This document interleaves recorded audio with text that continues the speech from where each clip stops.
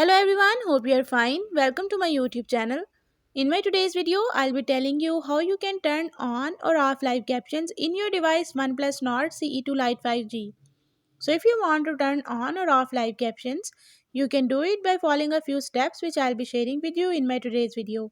But before that, hit the red subscribe button and the bell icon to stay updated. Now watch this video and you will learn how you can turn on or off live captions in your device OnePlus Nord CE2 Lite 5G.